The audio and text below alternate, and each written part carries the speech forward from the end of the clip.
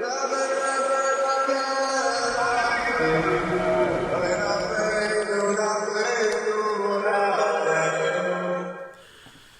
evening, gentlemen, and a guten Erev Rosh Chodesh. Okay, so a few quick things. Like I always say, please join our WhatsApp group if you're not already on it. My number is 647-272-9873, and that way we can inform you when the shiur is happening, when it's not happening, special events, etc. Okay, so first of all, I want to show everybody Rabbi Skobak, who he's a very chashuv person, and he showed me something that I never thought of before, and I want to show it to you, gentlemen. This is what he showed me. See this symbol?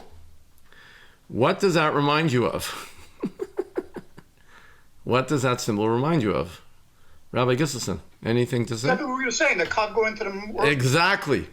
And you know what? Right, so this symbol, I never thought of this, but exactly right. It looks like the kav going into the empty space, to the makom pani.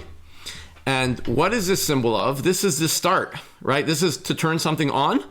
Power. Exactly, power. And then to turn it off, you press it again. In other words, it's an amazing thing, because actually, the way this works is that all power and ruchnius comes through that kav to the makom pani.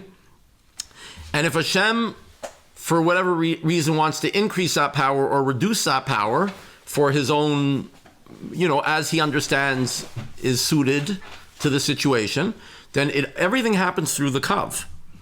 So it's an amazing thing that switch turns on power and turns off power. I thought it was a fantastic ha'ara. And again, the more you open your eyes, the more you will see the things that the Arizal is talking about in the world. There's no question. And I never thought of that, but there you have it. So I thought that was really, really interesting. That's number one. Number two, I just want to take a few minutes to talk about Shavuos very, very briefly. We're going to get right into the Sefer very soon. But I just wanted to talk about a few things about Shavuos. So there is a minhag in Klal Yisrael to stay up all night. Now, I understand if someone can't do that because for health reasons or otherwise, I understand that. Of course, there's many reasons. There's a medrash that the Yidden, they slept in Shavuos morning, and when we stay up, it fixes that mistake or that sin. There's many, many reasons, but I'm just letting you know, if you gentlemen are up to it, it is a very important thing. Oh, good evening. And a very big tikkun for yourself personally, and for the Yom Tov, and for the world, so to say, to stay up Shavuos night and learn the whole night. It doesn't mean it means just until Alas HaShachar, which is usually around 4 in the morning, right? So it is a very, very important thing, and it accomplishes a lot. It's not just this thing that it fixes that the Eden fell asleep. It's a big deal. It's a big deal, and it accomplishes a big thing if you stay up at night. So anyone who can do it, I would highly recommend that you do it. Number two, there is something called Tikkun Leil Shavuos. Okay, the Tikkun Leil Shavuos, as we have it now, if I understand correctly, it's the Arizal really said what to do. The Shlah HaKadosh, who lived not so long after the Arizal, he added to it. There might be some other additions there, but it became the custom. I have heard that when Yidden came over from Europe or in Europe, Polish Jews, they were all doing this. There were not a lot of Yidden that were learning Gemara a whole night, Shavuos night. And I'm not, Chas v'sholom, I'm not saying there's anything wrong with learning Gemara ever, and especially not on Shavuos night. The minhag of the Svardim is to say Tikkun Leil Shavuos. The minhag of the Polish, not just Polish, anyone who came from Chassidim, has the minhag to say Tikkun Leil Shavuos night, because the Arizal says you should say it. Now, a lot of people feel, what do I have with this? I'm just saying that basically the way it works is, if you're not aware, is the Tikkun Leil Shavuos, the base of it is that you go through every sefer in Tanakh, and you read the first 3 psukim of each sefer, and the last 3 psukim, and then there's a kavanah from the Arizal. It's enough just, if you don't understand the kavanah, it's enough just to glance at the kavanah. There's a few kavanahs after each play. Even the regular tikkun that they print has these kavanahs, and you look at that, and so I think a lot of people felt, especially in the Litvish yeshivas, that what do I have from this? And I'm not really getting deep into learning. I understand that. I do understand that. You have to know, though, why the Arizal said to do it, and this is a whole giant sugya, but I'll just say very quickly that I can't go into all the details, but the Arizal says when we're building something, the whole Shvira period, we're building something, right? We had something on Pesach night, that thing went away, and we rebuild it, and we have it again, Im Yetz Hashem, on Shavuos night. Every time we say Shviras Omer, we say that bracha and we count Omer, we're building a piece. The final, one of the final pieces in this puzzle, which it is to say Tikkun Leil Shavuos. This is one of the pieces that completes this system that we've been working on for the last 49 days. So it's not just. It's an important, if you Im Yetz Hashem, maybe one day we'll get into it, but if you understand what's going on Shavuos night, it's a very important thing to do.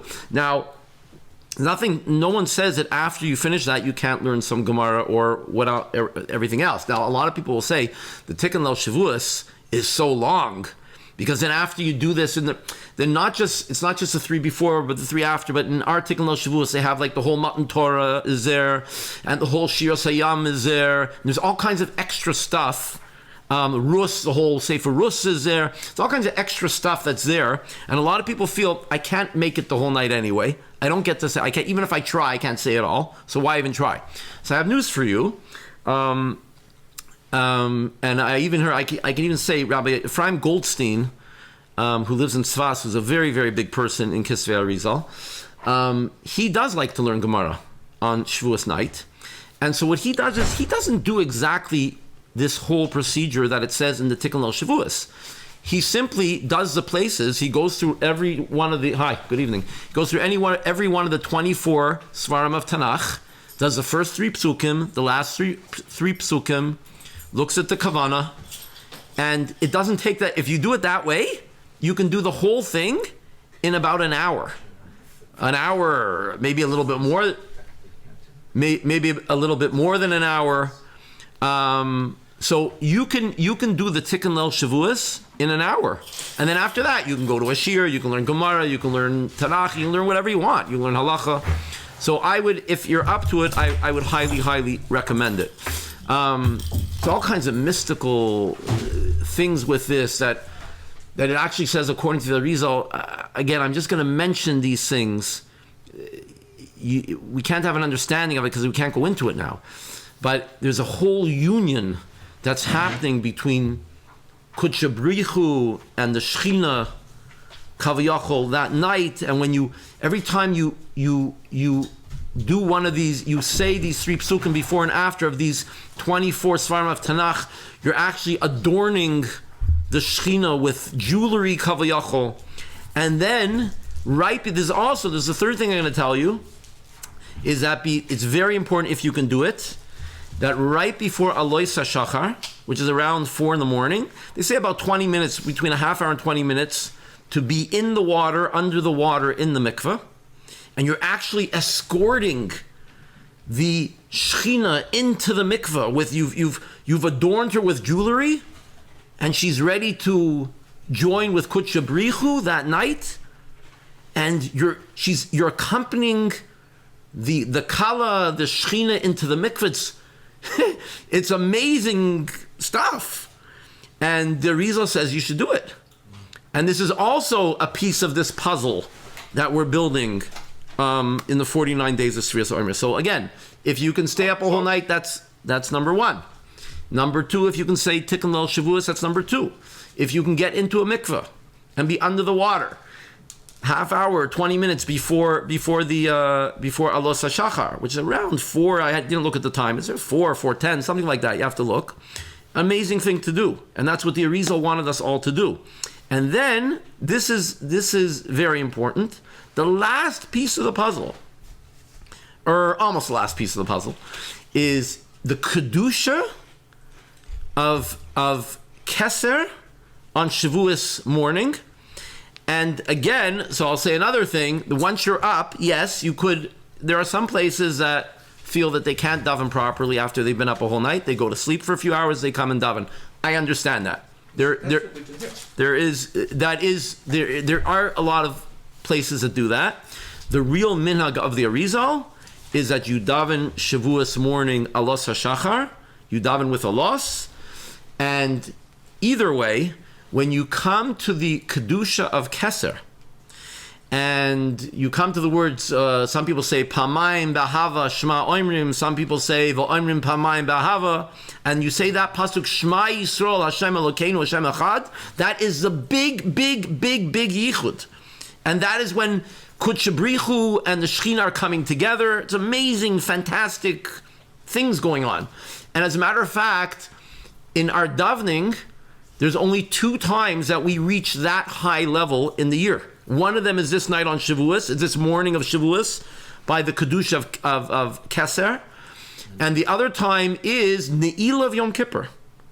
And this is the height of there's many holy high things that we do during the year, but in our davening itself, the height, these 2 things are the height. That's mind-blowing. So it is mind-blowing. So whoever can daven, by a loss, fine. But if your shul doesn't do that, at least when you come, and sometimes when you're stayed up all night, it's hard to you could miss it, right? Because you're falling asleep sometimes in that time. But whether you stay up or you don't stay up, remember that when you come to that pasuk in the kedusha of Keser, Shema Yisrael Hashem Elokeinu Hashem Echad, that is the big zivig that's happening between Kitchabrichu and Shchinte. Can't go into what that means, but it's big stuff. It's big stuff, and you want to be part of that. We all want to be part of that. The Arizal wanted us to be part of that. Okay. So now we're going to go into the Sefer. And we had started already. We actually began the third Hakdama in the Sefer. So I'm just going to give a very quick review before we open up. And that review is that, again, please, I'll just say it one more time today. We cannot be megashim. The things that we're speaking about are literal, to be taken literally, but not physically. Okay? So everything we're talking about, yes, we'll have images in our mind, but there's no physicality up there in these high places that we're discussing. What we said is that shviras came out of the oznayim, the ears, the choitem, the nose, the peh, the mouth of Adam Kadmoin. That's what we said. And these shviras came out. As they came out, they became more coarse or more thick, kavayachol, and they became hakeylim of shviras.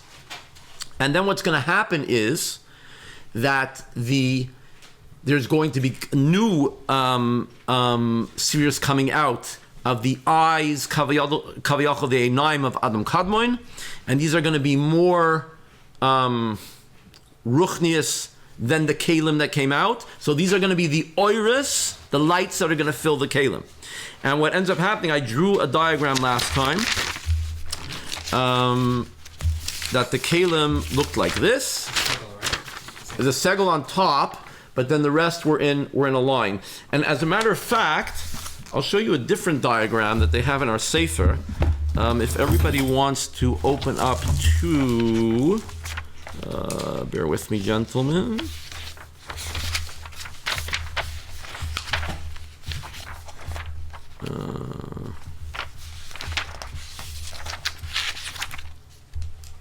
There it is. Okay.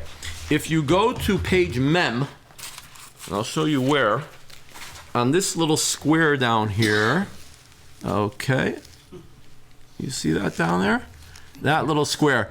So it shows it also, except over here it shows them in a line right under Bina.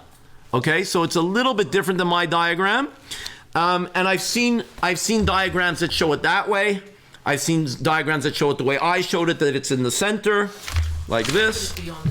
I'm sorry? Is that a typo? Is that a real? I don't think it's a typo. I think what they're trying to show is it started after Bina, right? They went down.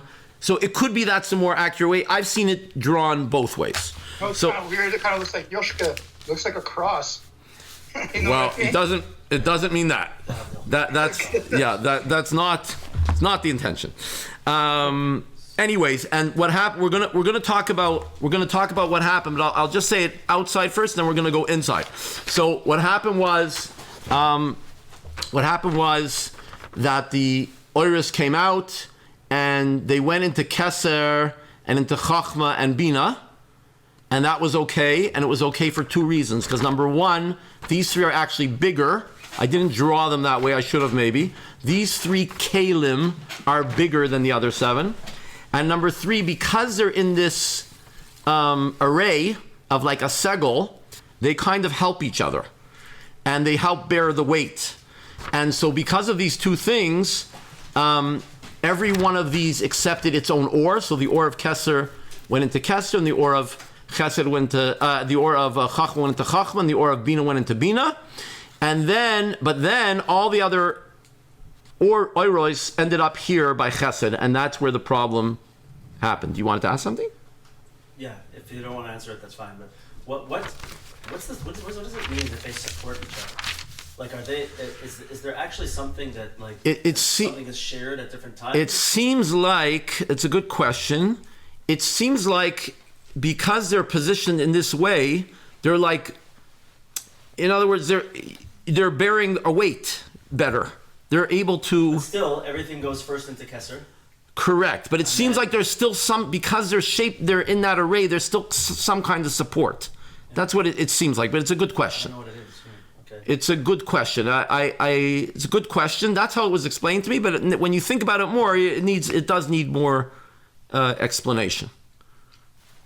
Okay, so then all the oiras go into Chesed, and Chesed tries to expand, and okay, we're going to see exactly how it says it. But anyways, Chesed tries to take all the oiras for itself. That's what it says, and it can't do that, and it's small, it can't expand enough, and it can't hold all those seven oiras, and it breaks. Okay, and again, we have to be careful because this is an intentional break. Okay, it's not that Hashem Chas v'Shalom tried to do something and made a mistake.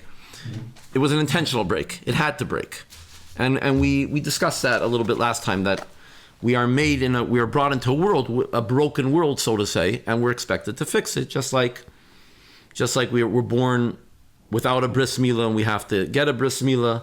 We're born with bad midas, and we have to perfect our midas. We're born immature, and we have to mature. V'chulu, v'chulu, v'chulu, etc., etc., etc. The first luchos are broken. The first Beis Hamikdash is broken, and the second. Our job is to fix. We come into brokenness, and our job is to fix. This is a whole giant schmooze. But okay, so let's get back into the text. So. We are now on page Lamed Zion, and we're going to start from the top. We've done this before, but we'll just run through quickly, and we'll see how far we can get. Okay, Lamed Zion at the top, shviras hakeylim.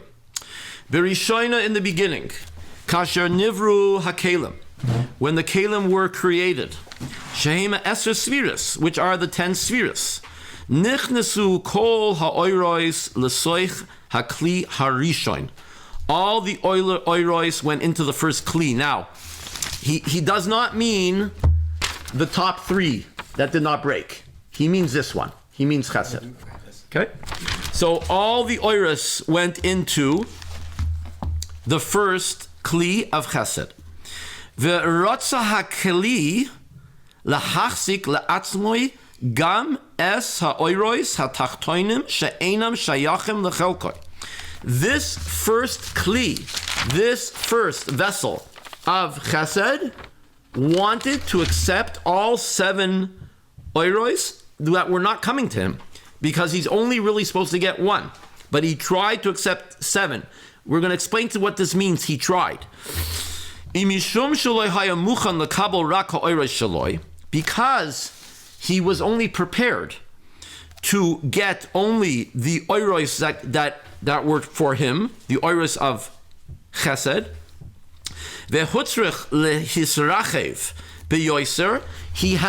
Chesed had to expand more kedei lekabel shara oiros, in order to get all of these 7. Instead of just 1, he would have been okay. He wouldn't have had to expand. Because he was trying to take all 7, he expanded. L'chein lo haya yachol l'soivlam. Therefore, he could not bear them. V'nisbaka, and he split. It split. V'nishaber hakli v'nafal lamata. The kli broke and fell down.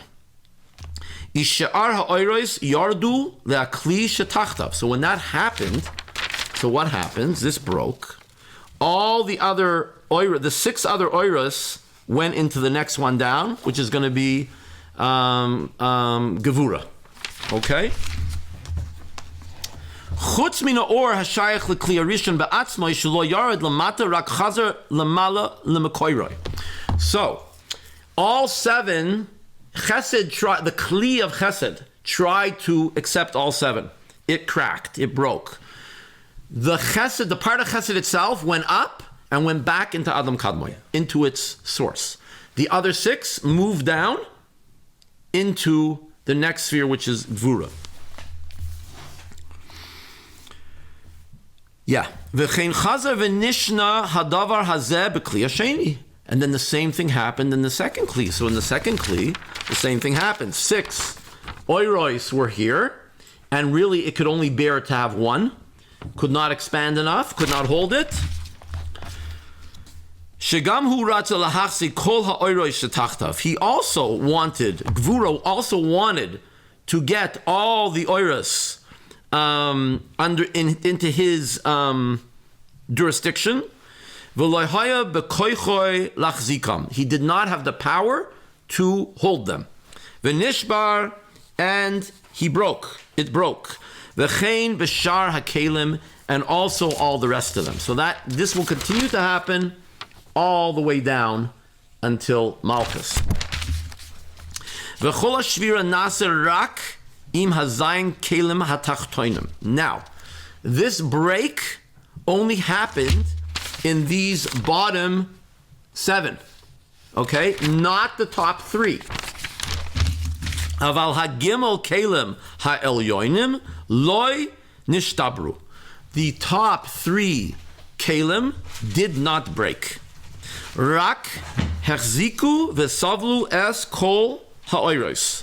Those 3 were able to accept all of the oiros. V'rak achar kach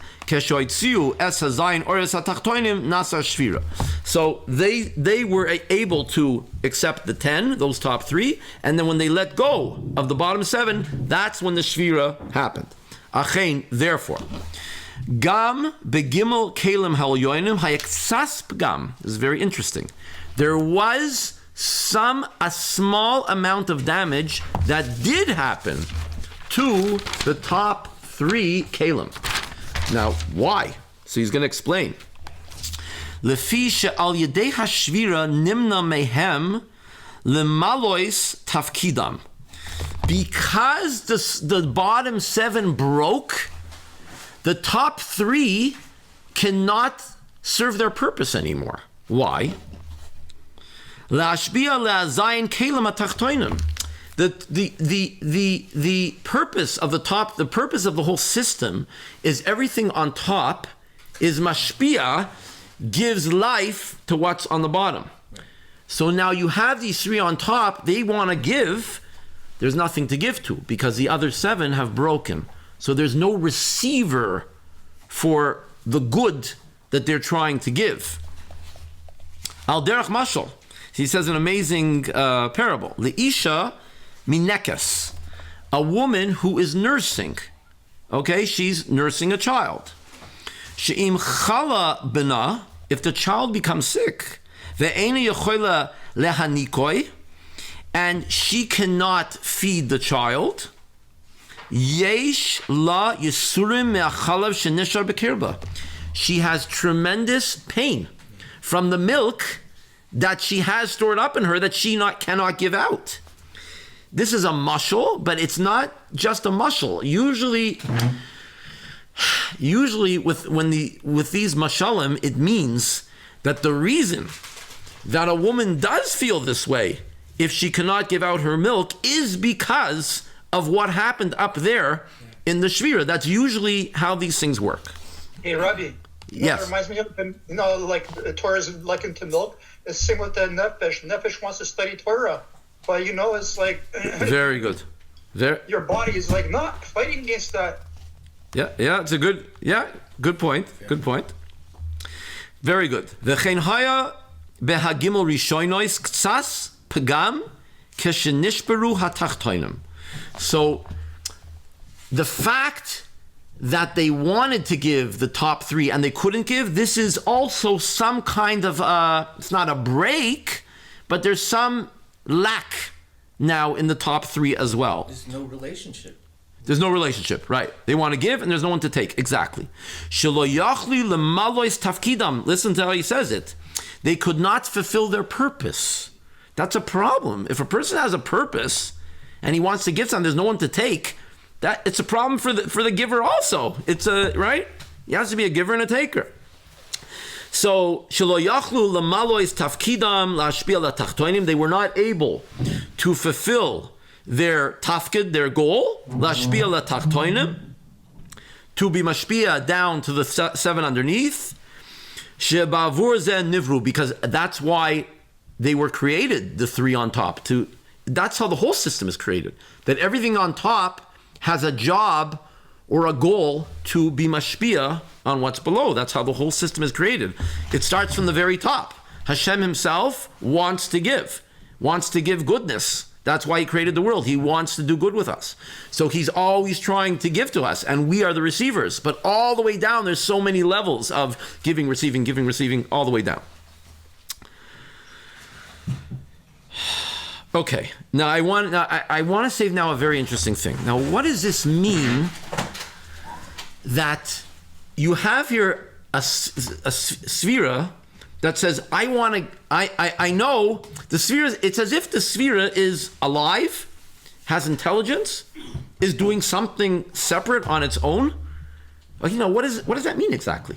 What does that mean exactly? Like, I understood, like, we would understand a shvira like this is ruchnius or energy coming from Hashem. What does this mean?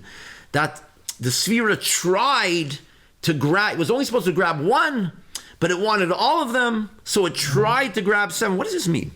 What does this mean exactly? I'm going to ask you a few other questions, interesting questions. We do have a bunch. I'm sorry? It's also the same with the aleph base. Rabbi Akiva talks about the aleph base. It's like, I want to be the first letter. And Hashem. That's another example of it.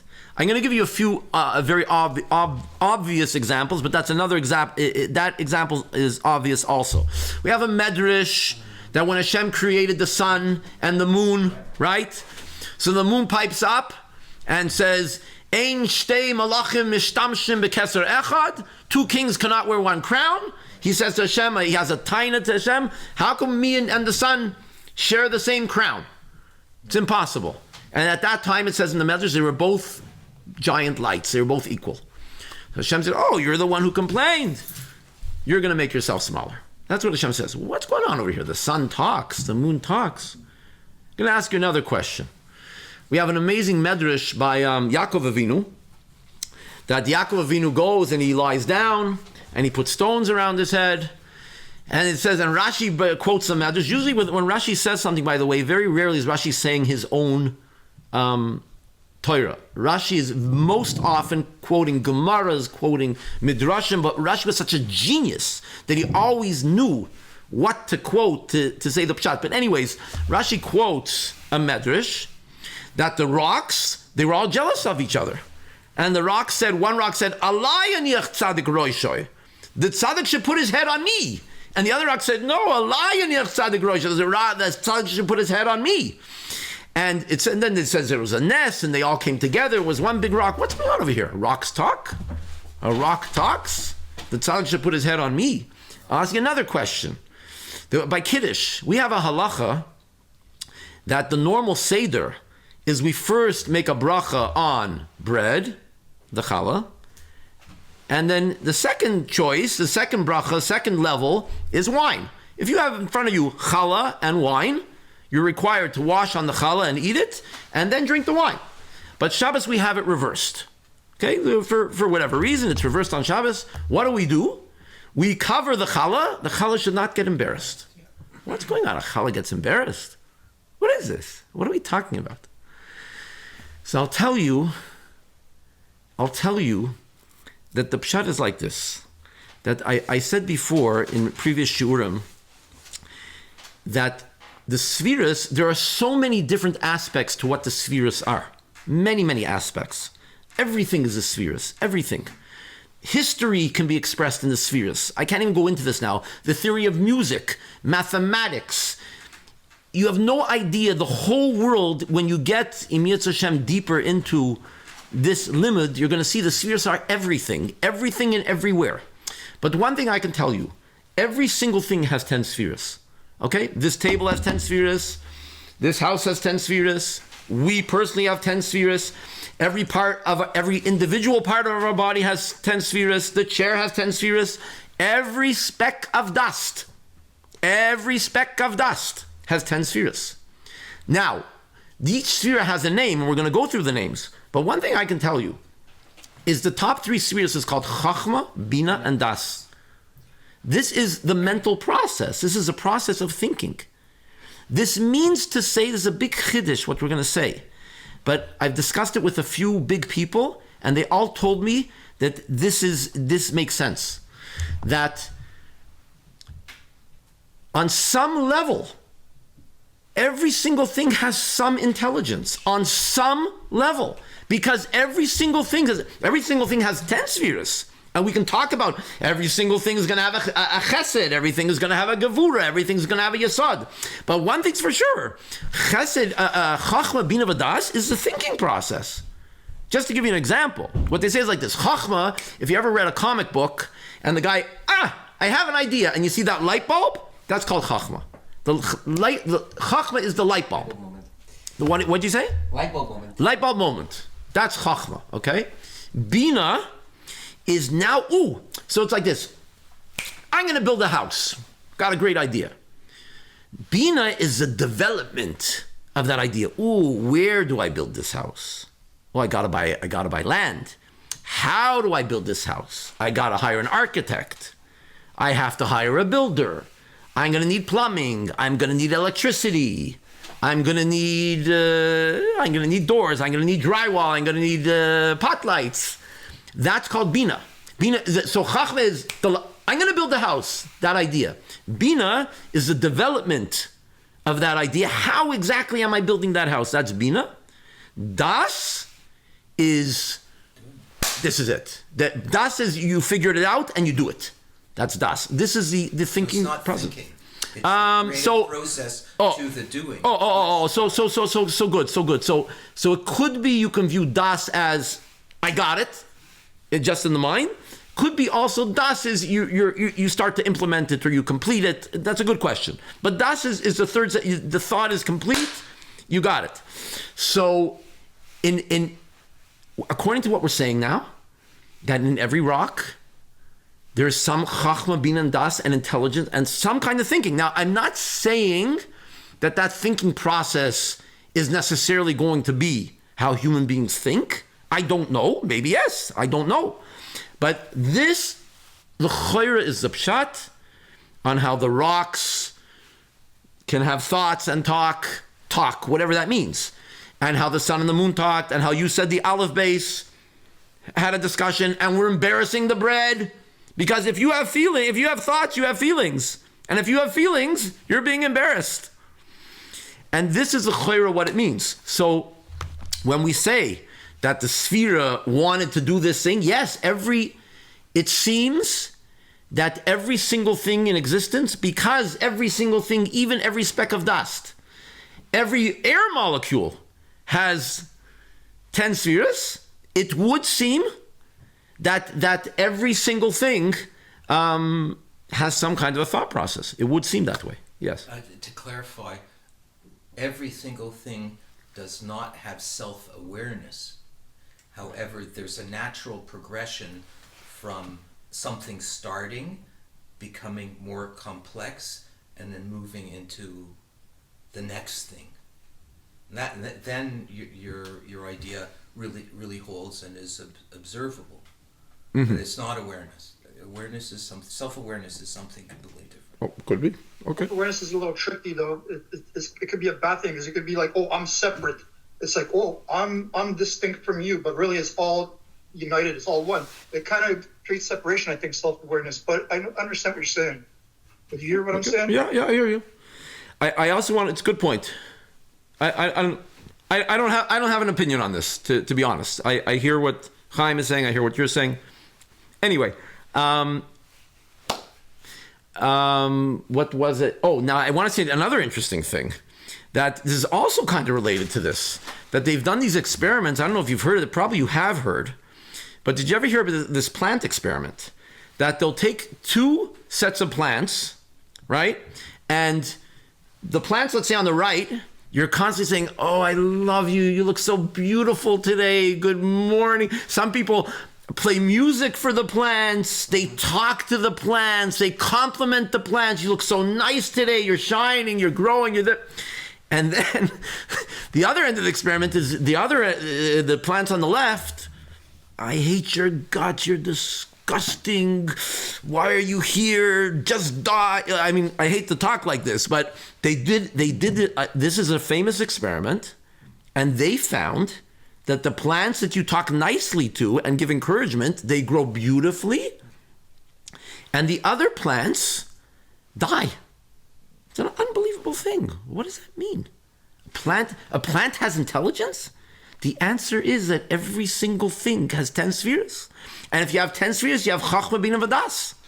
And there is something going on. There very recent articles, like this month, have come out and talked about a movement within botany that says that plants do indeed have an intelligence of sorts. Have an intelligence. Okay, so there you have it. Cutting edge science right now. There you have it. The Arizal. But self-awareness is a whole different thing. The Arizal, there is Mises with the Arizal. There's a Misa with the Arizal that he was sitting with somebody learning Mishnayos, and the candles were flickering. And he told that person that the candles just told me, it's a sad story, but I think he told the candles just told me that this person is going to pass away. The candles told me, not the candles, the flames. The flames told me. Okay, not for me and you, the Rizal. But how are the flames telling him? What does that mean? Flames talk, flames think. The same thing. The Rizal also says trees, sorry? Yeah, you just had it. I was going to say, the Gemara says trees have language. Language of the trees. Oh, and then there's, I think I saw somewhere from, could be from the Arizal or otherwise, that the trees, even without wind, trees will slowly move towards each other. They're communicating. Who knows?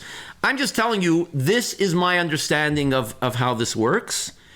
I asked a few big people, and they said they agree with me. That's what I wanted to share with you. That's how I understand it. Okay, so let's continue. How we do? We're doing okay time-wise. Okay, so let's continue where we left. Teenagers also have an aspect of intelligence.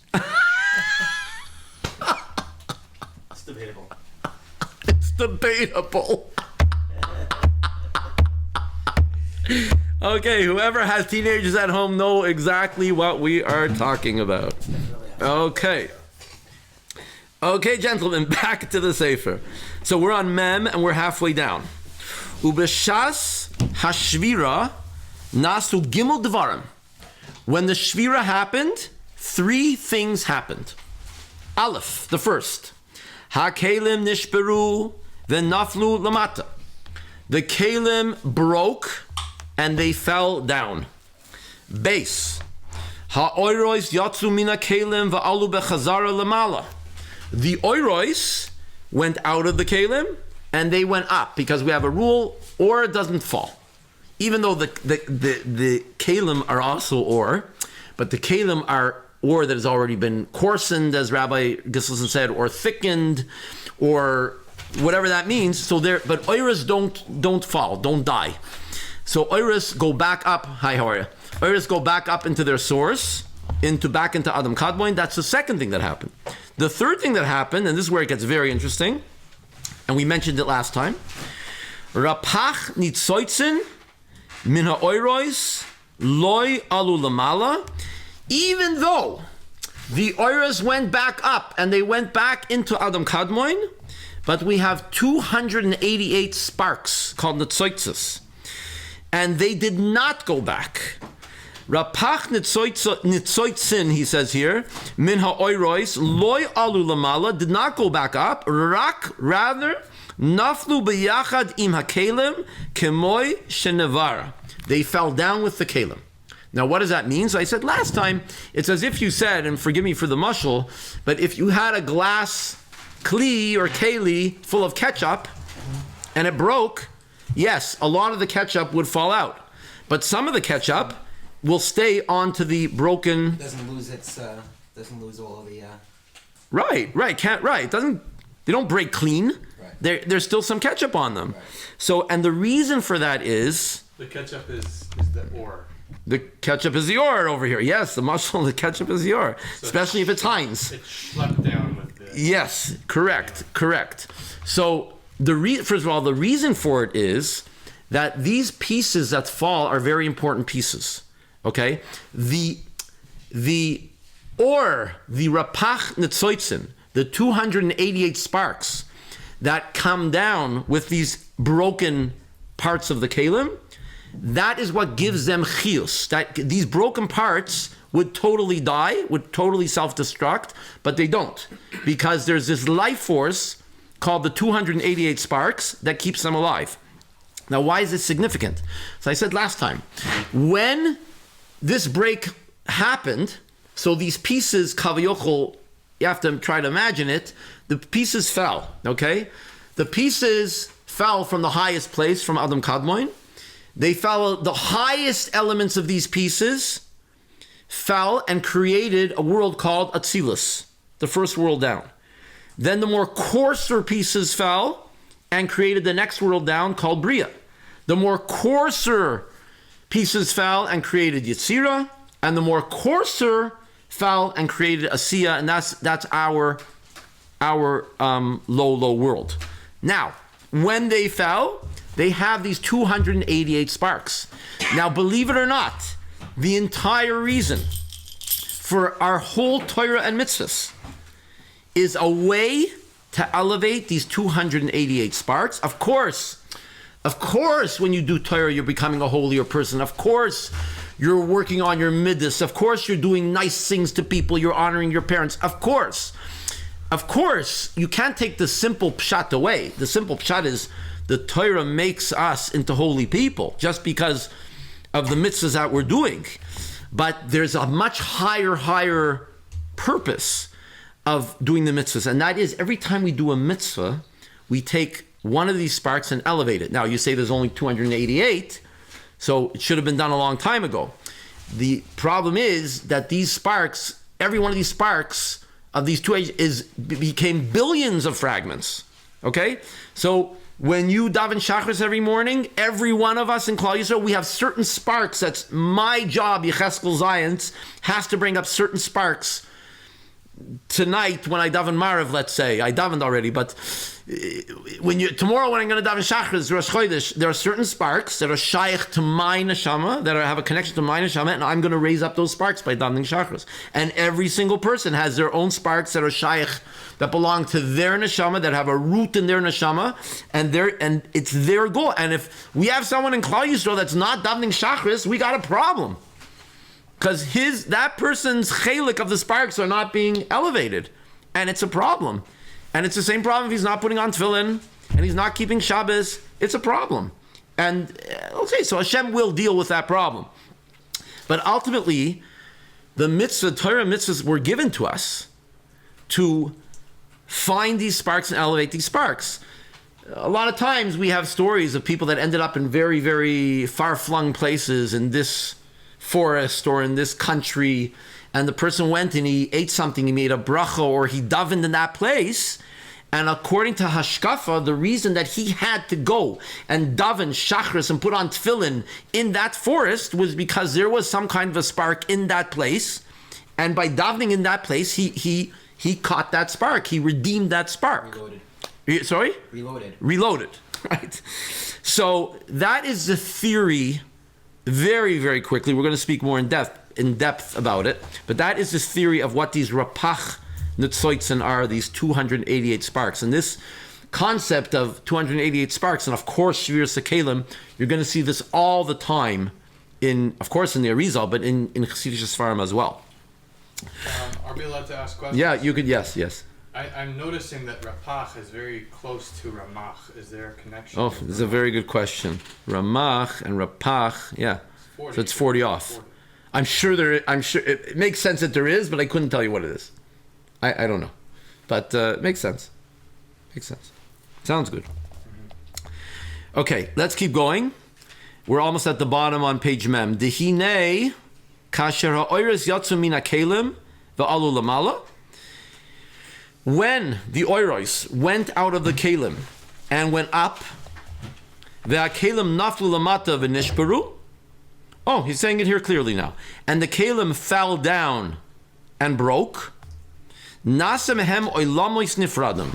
Separate worlds were created as these pieces fell, as we just explained. Shahem koiches haklipois v'chitzoinim v'koiches hara. Now, you have to understand. Let me just translate first. What was created when these four worlds were created, and each world, as I said many times, has billions of subworlds. But when these pieces fell and these worlds were created, so what was created was koichos, powers of klipois, that means shells, that means bad stuff. V'hachitzoinim, more bad stuff. V'koiches hara, and the powers of evil, more bad stuff. The Elia klipas nechlakum lebeis sugim, and these klipas are divided into two sections. Now, I made this point once before, but I want to say it again. Anything other than Hashem himself in his essence that we call Ein Sof, anything more developed than that, or more another degradation from that, is going to be further away from the truth, and is going to be further away from spirituality, from ruchnius. Okay, so every time that this happens, every world, you're going to have more negativity in each world going down, until you get to this world that I said many, many times, that this is the world, this is the place of evil. We're in a place now, like I said many, many times, that you have many people that can just say, I don't believe in God, I don't see him, prove it, right? Sure, of course, if you think about it and you know, anyone with half a brain knows that everything can't exist without Hashem and how everything works perfectly. I don't want to go into it now. Everyone understands that. Sorry? That's not evil. No, that's not evil. No. But I'm just saying, but even with seeing all that, the person say, I don't believe in God. Show me. Bad things happen. It means that the Chas v'Shalom, there's no God. People, you can say, in this world, you can say these things. You can believe these things, actually. And that's very, very far from Hashem. So this place of Asiya is very, very far from godliness. Now, yes, I'm sorry. Are we quasi or are we saying that Ra is the koach of Hester Panim? 100%. 100%. And the only 100% it is. And he's going to make the point that the reason this is because Hashem could have created robots. Right? We could have all been robots and got up every morning at 6 a.m. without fail and daven shachris every morning and learned the whole day Torah and never did an Aveira. And if Hashem wanted to create robots, he could have created robots. It's not what he wanted. Wouldn't be a point. It wouldn't have been a point. He wanted to create human beings that have a choice of good or bad. And we should become holy people. We should become malachim if we can, angels. I mean, we should do our best. So that's the goal over here. That's the goal. And this can only happen if there's Ra. If there's no evil, then there's no choice. Everyone's doing good. Sorry? Did it explain when Hashem says he regretted making man? I'm sorry, say again? Doesn't it say in Torah that Hashem regretted making man? Regretted. You're right. Yeah, this is a whole, I can't go into this now. This is a whole, Okay. the whole discussion. He did not regret it, that much I'll tell you. There is such a Gemara that talks about, is it better that man should have been created, shouldn't have been created? This is a whole discussion, but no, Hashem certainly didn't regret it. There is a master plan. So anyways, okay, so let's continue on. We're at the bottom of Mem. Ve'elu aklipas nechlakim lebeis sugim. Okay, we're gonna start this discussion. Now, klipois. Now, first of all, let me explain the word. Some people do. Usually, I don't like even to say the word. Klipois. Sometimes they say even saying it may have a bad. You could whatever. It's not good to say this word too many times, but it's written here, and I have to explain it. Klipois means shells. Okay, it means the forces of evil. Now, why is a shell evil? It's a very interesting thing that a shell. Let's take an orange peel. Okay, when the orange peel is on the orange, it protects the orange, and the orange stays fresh until you want to remove the peel and eat the orange.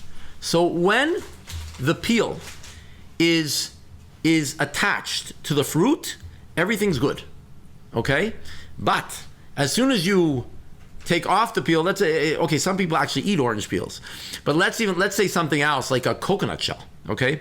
I don't think there's really any purpose for a coconut shell, right? So it protects the coconut, but the shell, what is the shell? So shell is called evil because once the shell is removed from the fruit, it has no purpose anymore.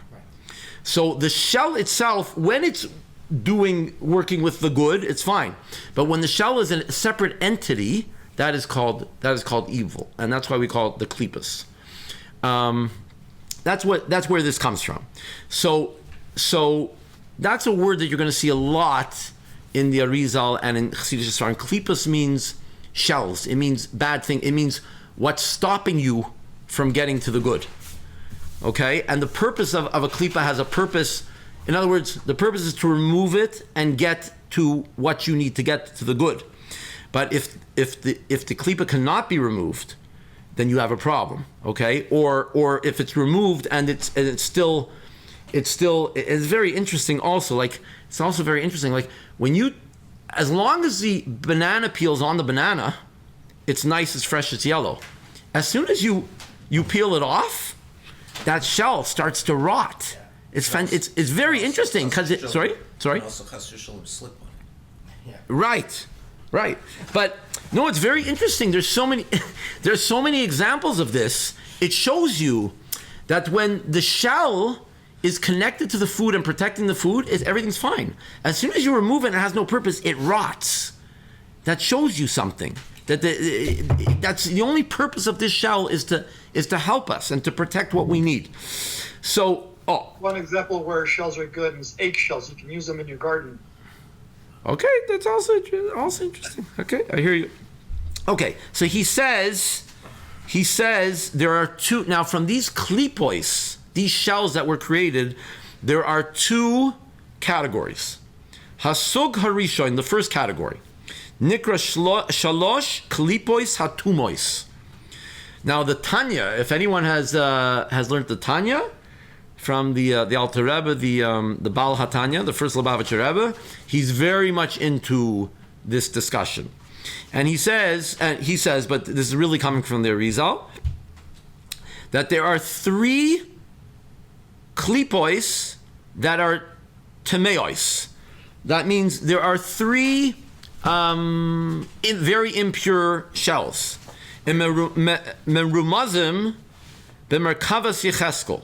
Now it says when one of the clearest visions that we have of, let's say, Hashem or the Kisei HaKavod, Hashem's throne, is the vision of Yecheskel, the prophet Yecheskel.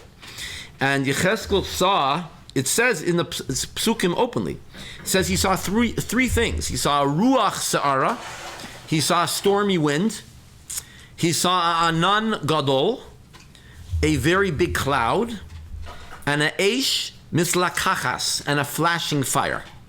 Now, the Arizal will explain what these things are, but basically, these are three categories of evil. And it's evil that we cannot elevate this evil.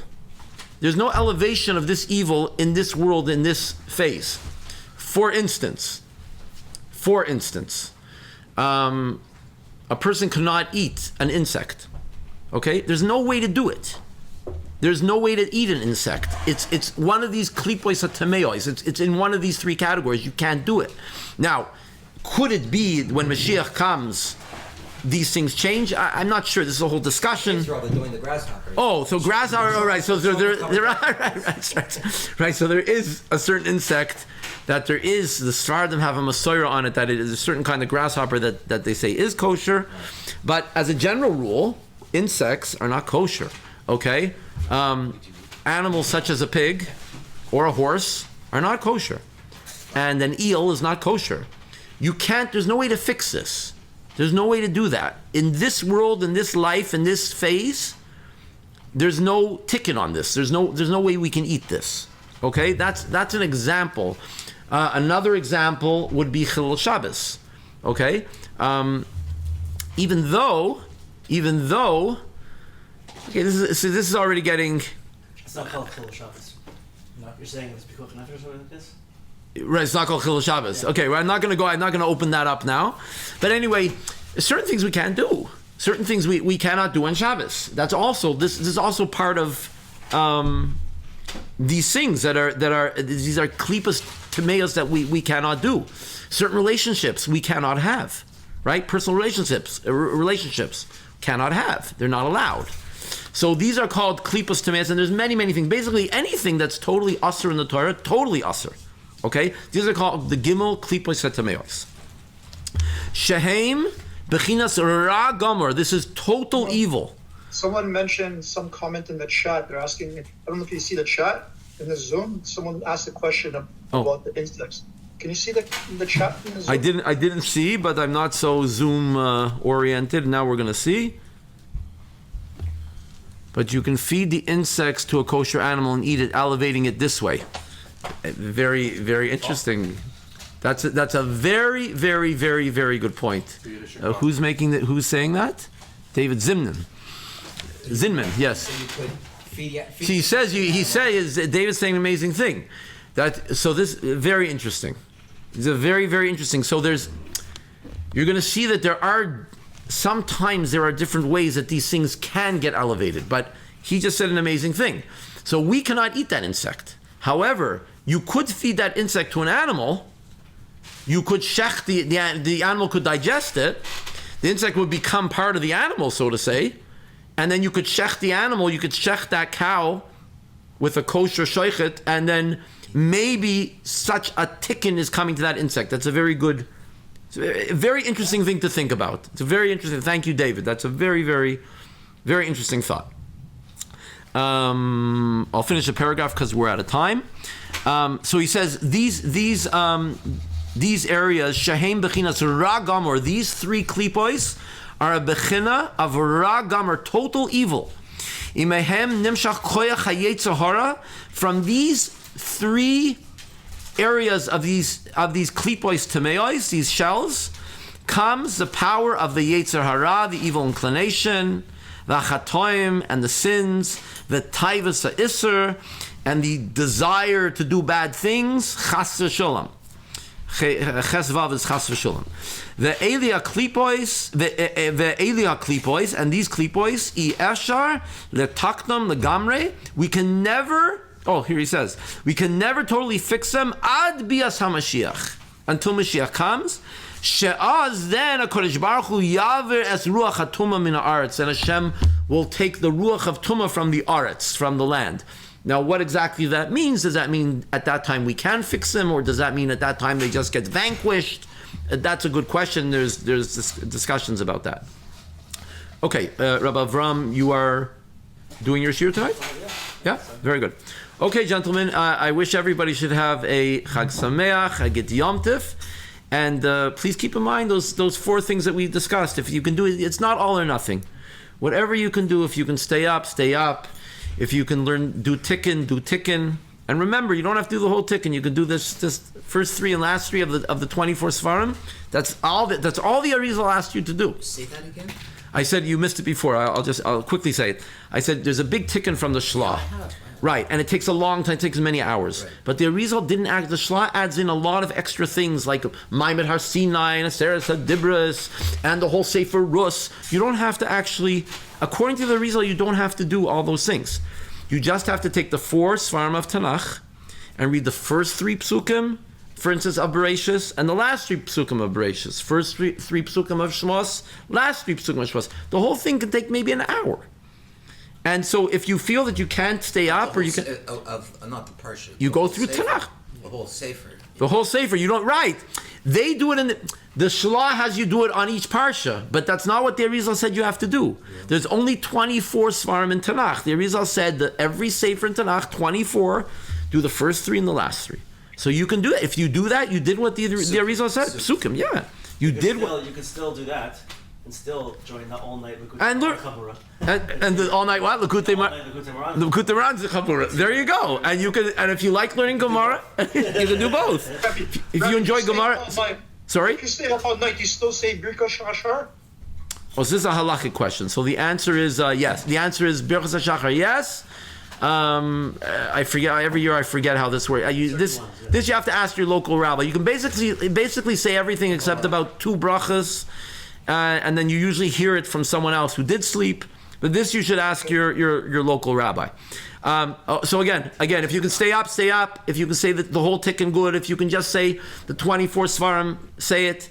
If you can go to the mikveh about a half hour, 20 minutes before Alos HaShachar, before the first light of the day, it's around 4 a.m. You'll look on your schedule, you should do it. And everyone remember, please, and remember that the kicker, the big moment that we only have that 2 times a year. We have it on the Ne'ilah of Yom Kippur at the end, Hashem Hu Elokim, Hashem Elokim, and that's what we have. And then we have on Shavuos we have V'oimrim Pamayim B'Ahava, or Pamayim B'Ahava Shema Oimrim, Shema Yisrael Hashem Elokeinu Hashem Echad. Have big kavanah on every word. And the Shechina Kaviyah, we'll talk about this in Yitzhak one day, what it means, but the Shechina and Kudshe B'richu are coming together, and it's a massive zivig, and all beautiful hashpah comes from this, and we should be zoichet to have a beautiful Yom Tov and enjoy your cheesecake.